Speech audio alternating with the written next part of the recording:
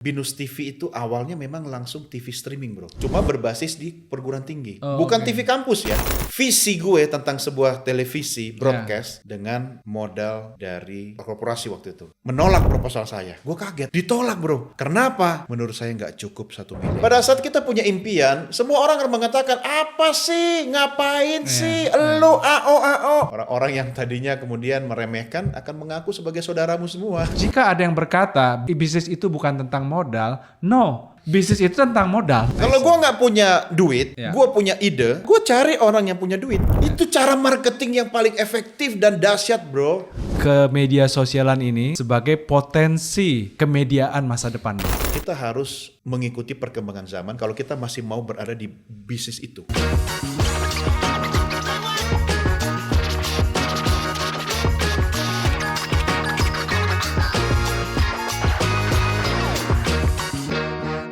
Oke, selamat datang kembali di Coolbiz sesi 2 dengan Bro Doni The Kaiser. Karena kita percaya setiap orang ada ilmunya dan setiap orang ada bisnisnya. Hola, brother. Hola, halo. Aloha. Ya bro, jadi kan Siap. dari sesi 1 gue denger kan lu suka banget ya sama dunia komunikasi gitu. Iya, 2 hal yang gue paling suka. Hah. Komunikasi, broadcasting, dan makan. Oh iya. Kuliner. Itu bukan 3. Komunikasi dan broadcasting. Oh, satu. ada dannya ya, ada Iya. dannya. Gue pikir komunikasi broadcast. Ngelesnya oke nggak? Sering mulat. Ya bro, khususnya ke broadcastingnya dulu nih ya. Nanti komunikasi kita obrolin di sesi 3. Ya. Nah jadi dalam konteks broadcasting itu ya gue juga baru mudeng ternyata Binus TV itu develop by you ya. Iya, Itu gimana ceritanya tuh bro? Kalau diceritain lengkap bisa 24 SKS ya, Ya, tapi singkatnya aja. Iya. Karena gua waktu itu terima tantangan, kan gua lagi jadi broadcaster di TVRI kan. I see. Nah, gua karir kan mulai di TVRI bro. Ya, Jadi mulai dari TVRI stasiun Yogyakarta, oke. karena gua kuliah sambil kerja. Kemudian pas gua wisuda, gua dapat promosi mutasi ke Jakarta. Jadi gue langsung pindah ke Jakarta. Kemudian setelah gue di TVRI Stasiun Pusat Jakarta, gue lupa sekitar 8 atau 10 tahun ya. Oke. Kemudian dapat tantangan untuk masuk kampus. Oh, Jadi sebenarnya tantangan itu adalah diajak untuk mendirikan jurusan atau program studi ilmu komunikasi. oke. Jadilah di situ awal sekitar tahun 2007-2008 ya. Gue masuk kampus sebagai seorang dosen. Nah, karena gue ngajar di bidang komunikasi dan gue kerja di bidang komunikasi, broadcasting khususnya, jadi sejalan banget. Nah, kemudian dari situ tercetus ide. Awalnya sebenarnya di tahun 2005 sampai 2010 itu adalah masa-masa di mana TV-TV nasional dan TV lokal itu lagi booming ya. Iya. Banyak sekali lahir TV-TV lokal, TV komunitas, TV nasional gitu kan. Pada masa itu. Pada masa itu. Ya. Nah, tapi gue berpikir TV-nya streaming. Oh, oke. Nah, jadi konsep Binus TV itu awalnya memang langsung TV streaming bro. Iya. Di era pada saat internet kita belum sebagus sekarang, Iya. bandwidth kita belum secanggih sekarang. Iya. Tapi ya menurut gue masanya akan ke situ. Oh, oke. Jadi kita tidak berpikir untuk membangun televisi. Ini televisi loh, Ya. cuma berbasis di perguruan tinggi. Oh, Bukan oke. TV kampus ya. Ya. Televisi seperti kebanyakan, cuma dia berbasis di dalam perguruan tinggi. Oh, oke. Jadi teknologinya, peralatannya, SDM-nya itu profesional televisi. Ya. Jadi mindsetnya bikin TV ya. Bikin TV. Bukan sekedar satu departemen di kampus. Bukan satu departemen untuk orang praktek, untuk orang Ya. lab gitu. Bikin TV. Bikin TV. Ya. Tapi berbasis di kampus dan memang bisa menjadi laboratorium praktik bagi mahasiswa. Oke. Ya memang karena kan ada aspek laboratoriumnya. ada aspek. Ya. Nah, makanya gue juga waktu itu menjalankan fungsi laboratorium kan waktu Ya. itu kan. Ya. Dan itu perbedaannya adalah dari awal mindsetnya. Karena memang kita punya mindset di setting ini adalah stasiun televisi Oke. untuk berbasis streaming Hahaha. online gitu kan. Wow. Hahaha. Nah, makanya dari awal sudah konsepnya begitu. Kata orang sih kecepatan lo gitu kan. Ya nggak apa-apa kecepatan daripada terlambat kan. Ya. Nah, saya merasa bersyukur karena pimpinan saya waktu itu, Ya. khususnya rektor dan ketua yayasan itu sangat mendukung. Iya. Kenapa saya bersyukur? Karena disitulah gue belajar bikin TV pakai duit orang, bro. I see. Ya, Lu bayangin kalau bikin TV padat modal kan, gede miliaran. Banget. Iya kan? Tapi gue bisa mewujudkan konsep, ide, impian, visi gue tentang sebuah televisi broadcast dengan modal dari korporasi waktu itu. Oke. Ya. Nah, lahirlah. Singkat cerita, kemudian makin ke sini makin mengonfirmasi bahwa visi yang dulu kita ciptakan sama-sama itu terbukti. Coba sekarang, nonton TV nggak, bro? Jujur. TV seperti ini, pesawat televisi. Gue mesti jujur, bro. Iya, jujur kacang hijau atau jujur ayam? Nyaris enggak kan? Nyaris enggak. Ada TV di rumah? Ada 4. Oke, buat apa TV itu? Buka YouTube. So, Ya. See? Ya. 2009, semua orang, Oh gitu. ngapain lu? Oh, 2025. jadi fase itu ada ya? Ada. Saat orang anggap ngapain ke sono gitu. Bahkan di dalam institusi pendidikan sekalipun ada. Tapi the owner my big boss itu melihat my vision. So dia bilang, silahkan Pak Doni. Oh ya. Bahkan menurut saya tidak cukup anggaran segitu. Ya. Oh, oke. Iya. Ya, gue bikin proposal, bro. Ya. Gue minta 1 M. Ya. Gue udah dakdikduk karena waktu itu 1 M itu gede banget untuk sebuah institusi baru di dalam perguruan tinggi. Ya. Tapi pimpinan saat itu, ya saya sebut nama ya, saya presentasi, boleh kan? Monggo. Saya sangat menghormati beliau, karena beliau yang bisa melihat visi saya. Pimpinan saya waktu itu ketua yayasan, namanya Pak Bernard Gunawan. Iya. Ya. CEO of Bina Nusantara Group. Iya. Rektornya adalah Prof. Haryanto Prabowo. Iya. Kedua orang itulah yang melihat visi saya. Iya. Dan Pak Bernard bilang menolak proposal saya. Gue kaget. Ditolak, bro. Kenapa? Ya. Menurut saya nggak cukup 1 miliar. Ini 5 miliar. Gue gemeter, bro. Iya. Gue dikasih kepercayaan. Bukan soal nilainya, tapi ini kepercayaan besar. Untuk mewujudkan sebuah visi yang tidak mungkin kelihatan dalam waktu 1-2 tahun. Ya kan? Tapi sejarah kemudian. Apalagi kampus BINUS kan kampus IT kan. Dan saya didukung oleh Direktorat IT-nya BINUS waktu itu yang bisa melihat visi itu. Jadi kita kerja bareng, bro. Nah, disitulah gue mulai merekrut anak-anak muda, dinamis, antusias, yang passionate pada dunia broadcast. Untuk kemudian gue jadikan tim awal. Ya, ada sekitar 20 orang. Oh, oke. Nah, itu yang gue rekrut awal. Nah, singkat cerita, hari ini kita menyaksikan orang menonton televisi di gawai, di ponsel, di handphone. Televisi masih ada. Tetapi kan behavior orang, kebiasaan orang untuk menyaksikan tayangan itu sudah berpindah dari televisi seperti ini ke televisi dalam genggaman kita. On hand television. On hand. Dulu gue nonton BINUS TV, bro, paling bagus di mana? Dari Singapura. Karena kenceng banget internetnya di Singapura. Oh, sampai segitunya, sampai segitunya. Kalau sekarang kan udah biasa di Indonesia. Ya, kan di bawah pohon juga udah bisa.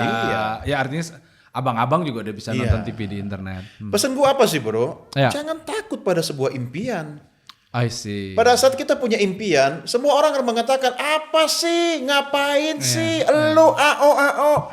Tapi ketika kita yakin, kita kan nggak tahu kapan itu waktunya tiba. Selama lu yakin, udah jalani aja.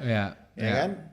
Dan ketika masa itu tiba, orang-orang yang tadinya kemudian meremehkan akan mengaku sebagai saudaramu semua. Halo bro, kemana aja bro? Gitu, lu kemana? Tapi gue bangga, kenapa? Waktu gue berusaha untuk mewujudkan sebuah impian dan visi, gue berada dalam sebuah institusi yang luar biasa.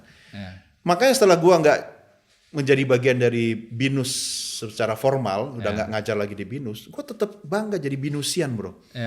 Karena disitulah gue merasa gue mendapatkan tempat untuk mewujudkan visi. Dan visi butuh diperjuangkan. By the way gue binusian bro. Oke bro. Makanya energinya nyambung. Ya makanya kita kan ya puji syukur aku ngambil program doktoral di BINUS kan, DRM BINUS. Nah jadi kalau kita nih di BINUS tuh bro, nah teman-teman ya, jadi memang salah satu teori penting, teori utama dalam bisnis atau entrepreneurship ada namanya resource based theory bro. Ya kalau bahasa Bekasinya isi kantong bro. Iya betul. Nah, cuman kan kadang-kadang teman-teman motivator kan hanya mendorong ya lakukan bisnis berbasis kadang-kadang sebatas motivasi saja. Tapi faktualnya bahwa memang seberapa besar isi kantong kita itu menentukan kegagahan bisnis kita bro. Betul. Isi kantong cuman cepek, ya suka tidak suka kegagahan lu cuma cepek. Tapi isi kantong lu 10 miliar, kegagahan lu ya pasti 10 miliar. Tapi kabar baik ya teman-teman, kalau dari cerita Bro Doni ini, isi kantong itu bisa kita create dari supporting orang lain. Betul. Ya, artinya kita sebagai entrepreneur itu berbasis vision, mimpi dan innovation, isi kantong kita terbatas. Tapi kalau ikhtiar kita baik, relasi kita baik, isi kantong kita juga bisa didukung oleh para pihak. Ya mengacu kepada resource based teori tadi. Jadi teman-teman, jika ada yang berkata bisnis itu bukan tentang modal, no. Pada forum ini kita pengen katakan bisnis itu tentang modal. Tetapi pertanyaannya, how you create the resource? Bagaimana kamu menciptakan modal itu? Kalau yang isi kantongnya kayak teman-teman Kokopik melimpah ya silahkan dari isi kantong sendiri. Tapi kalau kita buat koko-koko dari Bekasi ini ya kita banyakin relasi lah ya agar. Gue Jakarta Barat bro, lu aja yang Bekasi. lu berarti Kokopik juga ya. Tapi gue pernah tinggal di Bekasi. Oh iya. Pertama pindah ke Jakarta, gue tinggal di Bekasi setahun. I see. Iya, jadi Bekasi bukan tempat yang asing buat gue. Iya. Berarti lu relevan masuk menjadi anggota keluarga besar persaudaraan Bekasi sejagat raya, bro. Dan itu gue setuju kata lu tadi. Kuncinya 2, networking and collaboration. I see. Kalau gue nggak punya duit, gue punya ide, gue cari orang yang punya duit. Iya. Ya gue bisa merasakan sih. Iya kan? Lu gerak di situ. Dan kenapa gue bisa dapat orang yang punya duit? Kenapa bro? Kena trust and integrity bro. Lu harus jaga mati-matian. Atau lu kerja sama orang, lu jaga baik-baik integritas. Gua kerja sama orang, bos minta 10, gua kasih 15. Gua gak pernah datang terlambat. Gua pulang setelah bos udah pulang. Segitunya lo. Iya. Tapi gua gak pernah bawa pulang kerjaan ke rumah. Karena di rumah I belong to my family. Ya, gue nggak mau korupsi waktunya keluarga. Nggak apa-apa gue sampai tengah malam pun di tempat kerja, tapi clear. Wow. You nggak pernah lihat gue bawa laptop kemana-mana bro? Ya. PC di tempat kerja. Wow. Laptop nggak ada, gue nggak pernah bawa kerjaan di mobil, enggak. Ya. Nah gue harus adil, gue harus time management gue bagus. Ya. Nah ketika gue kerja sama orang, gue harus jadi pekerja yang baik, loyal, dan jangan korup. Gue nggak pernah makan duit perusahaan. Iya, tapi lu korupsi waktu. Iya kan? Lu datang selalu terlambat, lu pulang sebelum waktunya, itu korupsi juga. Itu habit kalau dibiarin. Nah, jadi kalau lu nggak punya duit, lu cari orang yang punya duit. Agar lu mudah dapatkan modal, jadi orang yang punya integritas dan bisa dipercaya. Paling gampang orang, oke besok kita ketemu ya, gua datang ya. Insya Allah. Orang bilang insya Allah itu berarti 50% gak datang bro. Mindsetnya harus diubah. Meaningnya itu. Iya. Oke, besok. Sebentar. Gue cek jadwal dulu. Oke, bisa. Masukin jadwal. Berusahalah sebisa mungkin selama gak ada gempa bumi, gak ada tsunami gitu kan. Kalau ada halangan tiba-tiba di jalan demo macet, lu kasih kabar. Bro, sorry gue akan terlambat kira-kira 10 menit. Itu yang bikin orang percaya sama lu gitu loh. Ya kan, jangan kena nggak enak gua kalau nolak gitu kan. Iya di hari H kucingnya sakit lah, neneknya kemudian harus diantar ke rumah sakit lah. Nah kalau lama-lama jadi kebiasaan, orang nggak percaya sama lu. Nah itu yang lu jaga ya, sehingga lu bisa bertemu dengan banyak orang tanpa orang curiga. Iya ada maunya atau ini orang nggak bisa dipercaya. Sederhana kok. Gagah sebagai profesional ya. Gue jadi profesional bukan buat begini. Ya itu yang gue dapat dari justru kalau kita serius ya, kita komit di situ, kan kita dibukain jalan. Makanya algoritma Tuhan. Iya, duitnya datang sendiri gitu loh. Makanya kita harus siap menerima yang gede-gede. Wow. Jangan apa-apa itu ributin hal kecil gitu loh. Ya lu sekecil apa yang lu ributin gitu loh. lu sekecil apa yang lu ributin? Iya kan? Oke, Gokil, kita berdebat, kita berdiskusi atas sebuah visi besar. Objek, ya. Ya, ide besar. Belum tentu besok kesampai, belum. Ya. Proses. Ya. Tapi untuk mencapainya, lakukan dengan hal-hal kecil, secara Ya. konsisten. Kayak apa? Manajemen waktu, Ya. tepati janji. Ya. Iya kan? Ya. Sama orang itu komunikasinya harus baik. Sederhana kok. Lama-lama kita dibukain jalan kok. Kan nggak mungkin juga bro, Tuhan nggak kasihan sama kita. Ya, kita udah ikutin maunya Tuhan, kita udah berbagi, kita banyak bantu orang. Pasti Tuhan juga, kasihan banget nih umat gue ini, Donny the Kaiser, belum jebol-jebol nih proyeknya.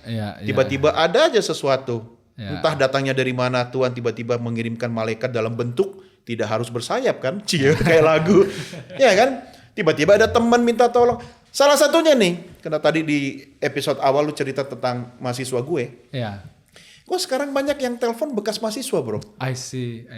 Ketika dia panggil Pak, oh ini pasti mantan mahasiswa. Mahasiswa yang dulu gua kuliahin dia, ya kan, gua motivasi mereka.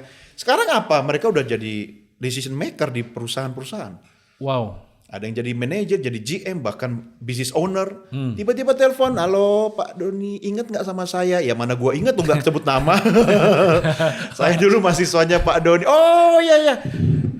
Apa kabar? Oh ya Pak, saya lagi merintis bisnis. Pak, mau minta tolong. Ketika dia bilang mau minta tolong, dia kasih proyek gue bro. I see. Pak bisa bantu nggak? Saya lagi butuh strategi komunikasi untuk gini-gini nih. Kan Ya. ngasih proyek. Ya. Dulu mahasiswa gue, sekarang business owner, telepon gue, minta tolong gue, ngasih proyek. Kan ngasih makan gue ke anak-anak gue kan namanya kan. Kenapa itu masih terjadi bro? Karena sampai sekarang gue tetap maintain komunikasi. Terhubung dengan media sosial, ya nggak sekedar cuma likes, love gitu. Ya, when your friend birthday ya kan, ucapin happy birthday selamat ulang tahun. Ada kedukaan, ucapin simple. Cara komunikasi sederhana tapi efektif. Biar orang selalu masih ingat kita. Iya kan? Jangan jadi orang kalau ada maunya.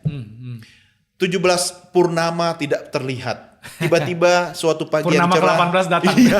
Enggak, dia WA. Iya. Hai bro, apa kabar? Lu curiga nggak? Iyalah. Kalau nggak mau pinjem duit, nawarin MLM. Ya kan?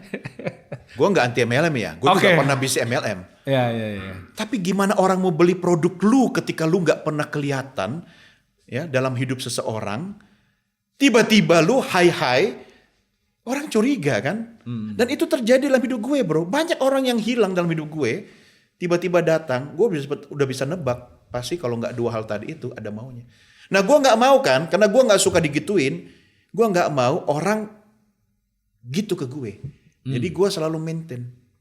Lewat apa? Setiap orang-orang yang dekat. Terutama dalam circle gue pasti ada catatan ulang tahunnya. I see. Setiap hari pasti ada notifikasi siapa yang ulang tahun. Apa sih susahnya cuma kirim WA happy birthday, kirim gambar ya, cake gitu kan. Wish you all the best gitu kan. Dan orang paling suka kalau diucapkan secara personal. Sebut namanya. Ini tips sederhana dan gratis. Gokil nih. Iya kan? Catat tanggal ultah teman-teman kita, kolega kita. Lu tanggal berapa bro ulang tahun?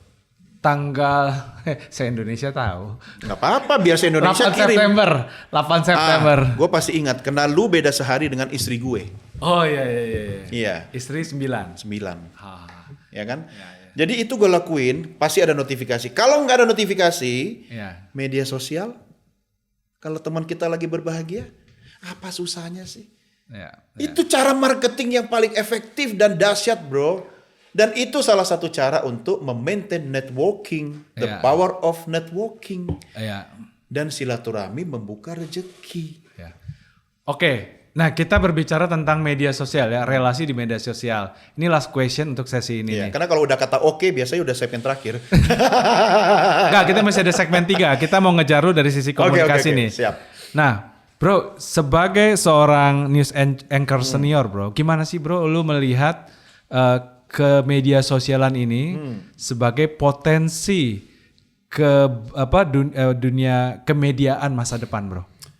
Jadi masa depan adalah sekarang. Oke. Ya gue sih kalau masih terpenjara dengan apa itu istilahnya kalau melankolisme masa lalu itu apa bro? romansa masa lalu ya silakan aja. Tetapi kan dunia terus berubah dan bergerak dengan cepat. I see. Ya tadi gue nanya lo sama brother, lu nonton TV kan di rumah? Enggak, punya 4 TV di rumah, tapi semuanya YouTube. Jadi behavior udah berubah. Apakah televisi masih ada? Masih, bro. Tapi kalau kita bicara bisnisnya, ya kalau lu nggak punya pohon duit, lu jangan bisnis TV. I see. Tapi lu bisnis new media, ya TV baru. New media. Ya dong. New media. TV gaya baru apa TV ya online, streaming ya kan. Nah jadi kalau menurut gue kita harus mengikuti perkembangan zaman kalau kita masih mau berada di bisnis itu. Kecuali kalau lu memang punya banyak duit dan lu memang punya target lain, ya kan nggak apa-apa. Kayak gue misalnya suka hobi sesuatu misalnya. Lu hobi naik motor misalnya, lu kan ngabisin duit buat perbaikin atau benerin motor lu kan. Variasi apa. Duit sampai habis lebih mahal dari mobil bahkan kan. Tapi you puas kan, happy kan. It's okay. Tapi kalau bicara bisnisnya, ya mulai dong bertransformasi. Kenapa? Karena bisnis membutuhkan pasar. Pasarnya orang nonton televisi sekarang adalah di digital. I see. Makanya distribusi konten itu sekarang sudah harus menggunakan media digital dan media sosial. I see. You name it. Instagram, TikTok, YouTube, Eranya TV sekarang di situ. Makanya kita mengubah. Bahkan uniknya bro, nih nonton serial ya. Kita nonton film itu kan landscape kan, lanskap kan. Sekarang kan vertikal. Lu lihat drama-drama Cina, drama-drama Korea itu yang serial. Udah setel vertikal. Vertikal. Ya ampun. Kenapa? Karena ponsel. Ngikutin. Iya. Gue baru tahu. Kenapa dulu itu landscape, lanskap ya bahasa Indonesianya atau horizontal ya? Horizontal. Karena televisi. Iya. Iya kan? Ini wide begini konten, kan. Konten ngikutin media. Yes. Sekarang Iya. Vertikal berdiri. Konten semua vertikal. Welcome to the vertical world. I see. Ya makanya kita harus berubah, kita mengikuti. Siap. Ya nggak apa-apa sih kalau memang eranya kita nggak siap, ya pelan-pelan aja. Tapi ya kita harus mau berubah. Kalau mau bisnisnya di situ ya. Kalau mau bisnisnya di situ. Dan cara gue juga berbagi ya harus mengikuti. Siap, brother. Siap. Teman-teman, kita udah ngebahas tentang dunia media ya. Jadi memang menarik ya, dipantik dari kata profesionalisme ya dari Bro Doni ini. Jadi memang era media sudah sangat moving banget gitu kan. Bahkan bukan hanya media ketelevisian bergeser dari media televisi menjadi media sosial media. Pertelevisian, kok ketelevisian? Pertelevisian sudah bergeser. Lu ciptain istilah-istilah keren juga sih. Iya, biar viral. Iya. Boleh gua kutip gak sih? Dunia ketelevisian. Cakep. Bahkan bukan hanya bergeser dari TV, TV, sudah bergeser ke sosial media. Media sosial. Bahkan bukan hanya bergeser. Sorry bro, naluri kewartawanan gue selalu komplain.